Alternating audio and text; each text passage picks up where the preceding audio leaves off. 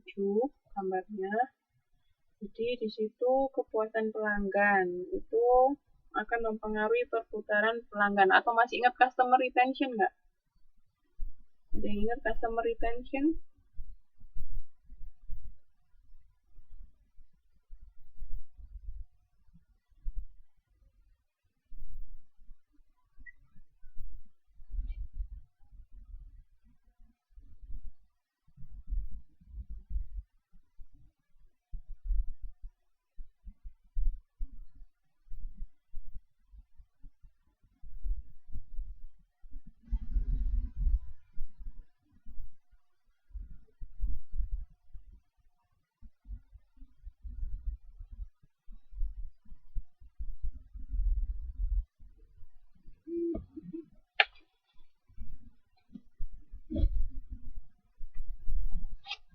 Halo, bisa dengar saya?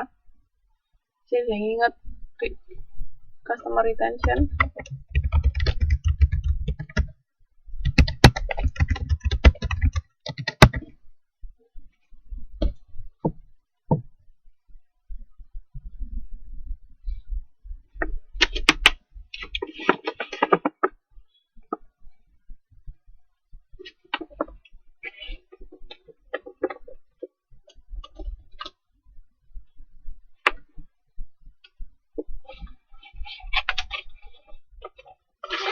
Ya, jadi untuk mempertahankan pelanggan itu kan berhubungan sama perputaran pelanggan di sini kan. Kalau kepuasan pelanggan itu mempengaruhi perputaran pelanggan. Nah, semakin banyak pelanggan yang puas, perputaran pelanggannya gimana?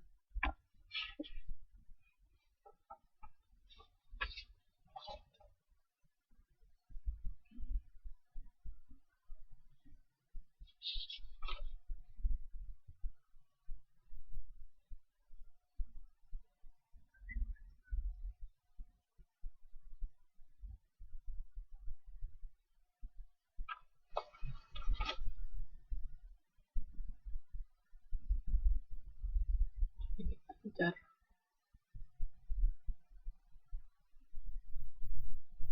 Lain. Ya, pelanggan semakin loyal kalau dia puas, ya kan. Tingkat perputarannya kalau tinggi itu kan berarti pelanggan loyalnya justru semakin sedikit toh, karena berputar kan berarti pelanggan keluar masuk. Nah, yang kita cari kan sebenarnya pelanggan yang setia, ya kan, bukan yang pelanggan keluar masuk. Nah, itu nanti semakin banyak pelanggan yang bertahan, itu akan mempengaruhi margin laba. Nah, kalau laba perusahaan meningkat, otomatis kan misalnya kita bisa memberi bonus kepada karyawan. Nah, kepuasan karyawan juga bisa meningkat. Nah, dari kepuasan karyawan itu juga mempengaruhi perputaran karyawan. Semakin tinggi kepuasan karyawan, perputaran karyawan gimana?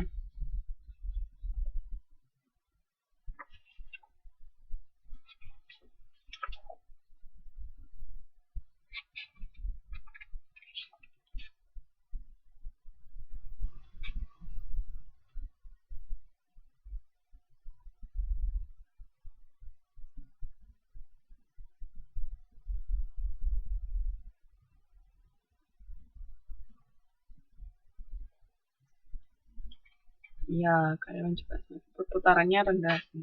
Maksudnya perputaran itu, kalau dia perputarannya tinggi, berarti itu istilahnya keluar masuk. Jadi karyawan juga keluar. Ini kok begini.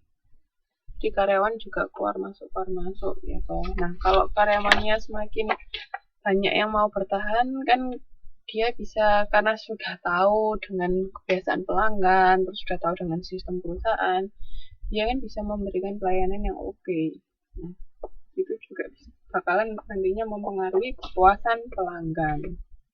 Kepuasan karyawan juga bisa mempengaruhi kepuasan pelanggan. Paham ya? Oke, terus habis itu di sini ada rantai manfaat kualitas. Bisa dilihat di halaman 7.8. Nah, di situ quality focus. fokus dari kualitas itu ada bisa kalau kita semakin fokus sama kualitas yang kita berikan kepada pelanggan, itu kita bisa dapat dua manfaat. Yang pertama manfaat internal sama eksternal. Nah, kalau manfaat dari sisi manfaat internalnya itu kita bisa semakin efisien ya kan, berarti kalau kita bisa maksimal memberikan pelayanan jadi semakin efisien kinerja kita. Terus bisa juga untuk continuous improvement, jadi bisa mengembangkan kualitas pelayanan itu secara berkala. Nah, kalau kita sudah bisa efisien dan efektif, ya kan, efektif dan efisien, kita bisa mengurangi biaya yang kita keluarkan, bisa menekan biaya, lower cost. Nah, kalau biaya kita semakin sedikit, kan otomatis profit kita bisa semakin banyak, ya kan. Misalnya kita mendapatkan pemasukan yang sama, tapi biaya bisa kita tekan lebih sedikit, ini kan laba yang kita dapat lebih banyak, ya toh. Kayak di akuntansi itu loh, pendapatan kurangi beban, kalau biayanya kita bisa semakin sedikit, berarti kan labanya semakin tinggi. Nah, itu kalau dari sisi internal. Nah, kalau eksternalnya itu bisa dari produk atau service kualitas yang kita berikan. Jadi kualitas jasa atau kualitas produk yang kita berikan itu bisa mempengaruhi quality perception dari konsumen. Jadi persepsi konsumen tentang kualitas yang kita berikan itu seperti apa. Kalau kualitasnya oke, kan kepuasan pelanggan semakin tinggi. Nah, kalau semakin tinggi, customer akan semakin setia sama kita. Nah, kalau kita mempunyai banyak customer yang setia atau customer longevity-nya dia bertahan lama dengan kita, profit kita juga akan meningkat. Yang mau ditanyakan sampai ini?